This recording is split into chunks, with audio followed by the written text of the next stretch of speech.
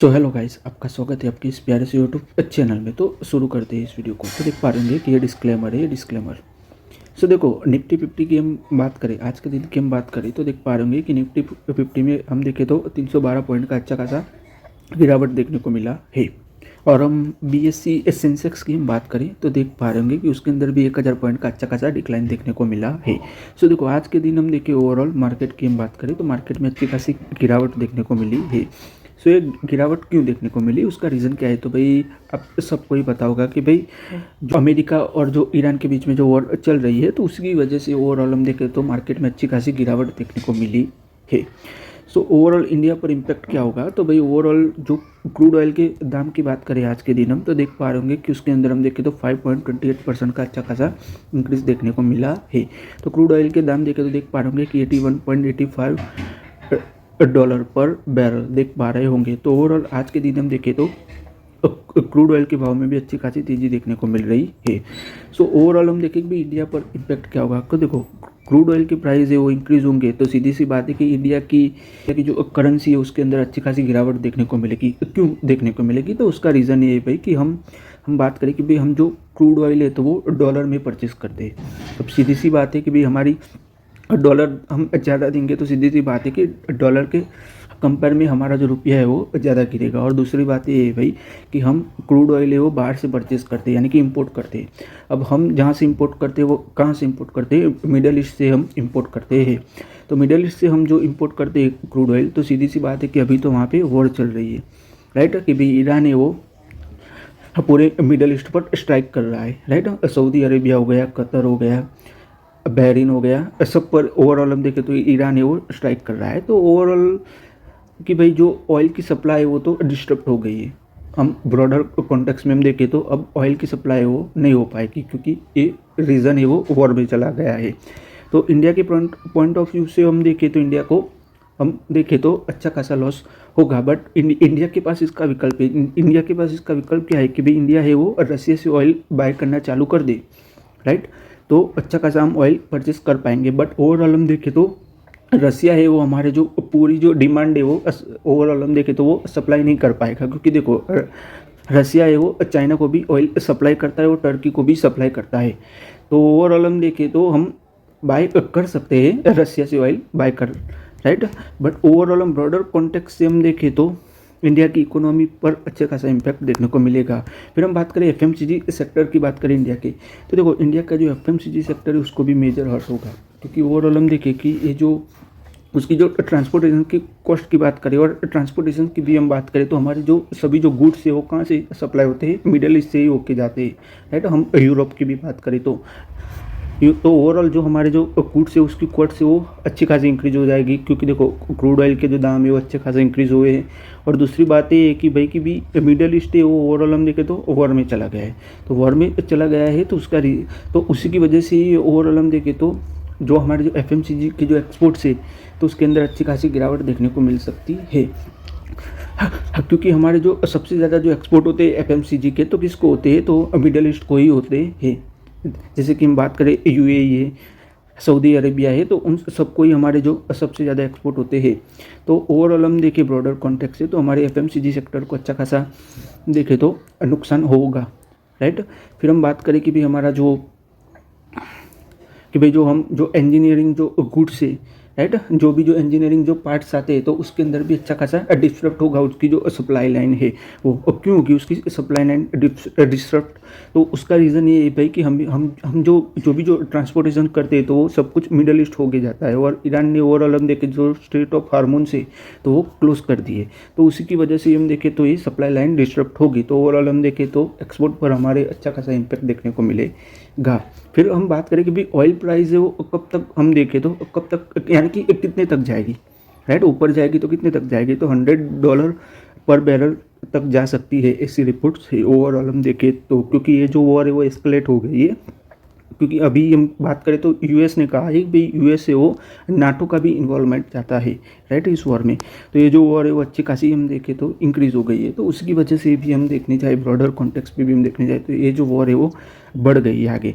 और ईरान की बात करें कि ये जो वॉर है ओवरऑल हम देखें कि भाई यूएस और ईरान की जो वॉर है वो कब तक चलेगी, तो हम देखें ब्रॉडर कॉन्टेक्स्ट से। सो देखो ये जो वॉर है वो 1 मंथ तक चलने का अनुमान है, राइट।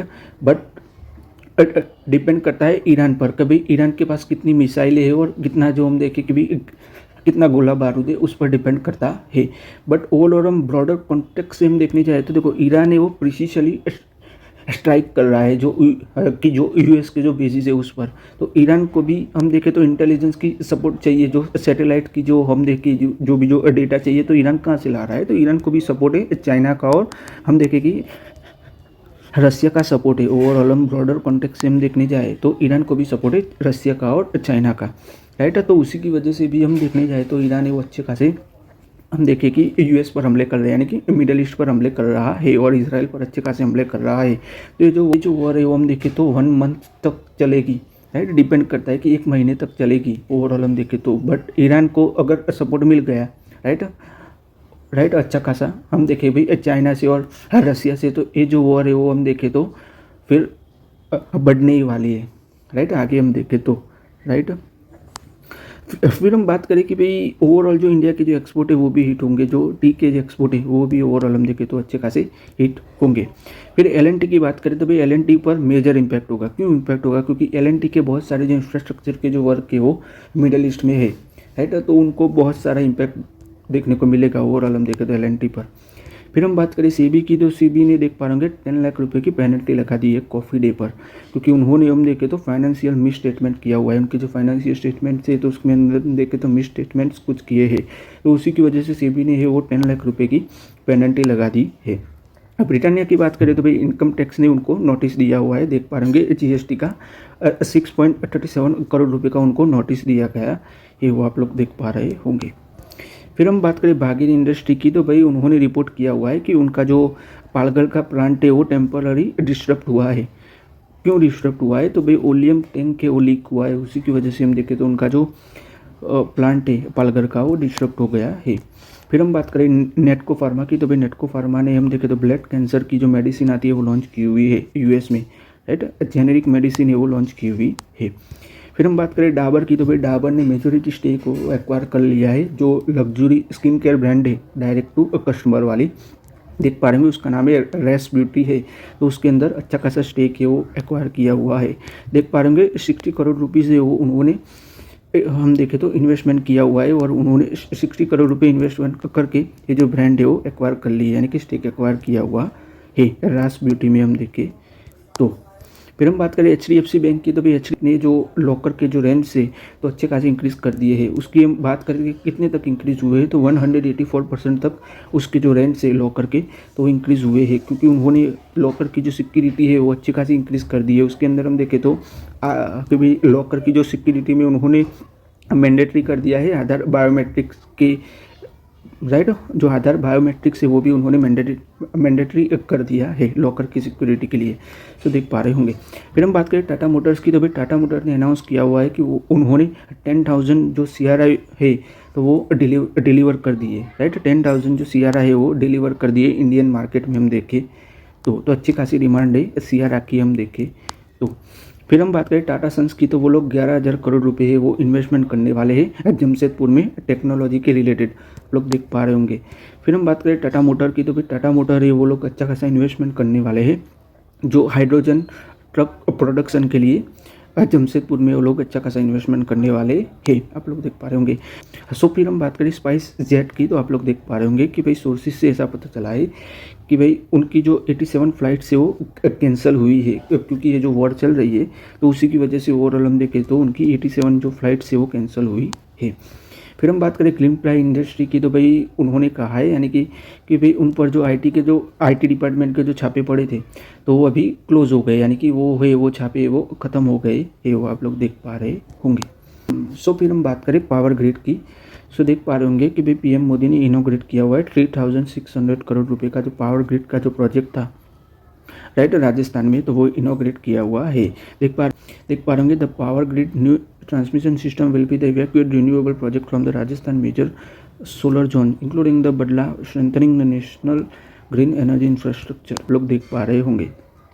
सो फिर हम बात करें लेमन ट्री की, तो आप लोग देख पा रहे होंगे कि भाई लेमन ट्री का मानना है कि भाई इंडिया है वो 4th लार्जेस्ट टूरिस्ट डेस्टिनेशन बन जाएगा 2035 तक देखे, यानी कि 2035 तक हम देखें तो इंडिया है वो लार्जेस्ट टूरिस्ट डेस्टिनेशन बन जाएगा, 4th लार्जेस्ट हम देखें तो वो लोग अपना जो बिजनेस है वो अच्छा खासा बढ़ाने वाले हैं टूरिज्म के रिलेटेड, यानी कि उनका जो होटल का जो बिजनेस है लेमन ट्री का, तो वो लोग अच्छा खासा एक्सपांड करने वाले हैं नेक्स्ट 5 ईयर में हम देखें तो, क्योंकि ट्रैवल बूम आने वाली है। सो आज के इस वीडियो में गाइस हम यहीं तक रखते हैं। अगर आपको ये वीडियो अच्छा लगा हो तो लाइक कर दीजिएगा, शेयर कर दीजिएगा और चैनल को सब्सक्राइब कर दीजिएगा। धन्यवाद ये वीडियो देखने के लिए।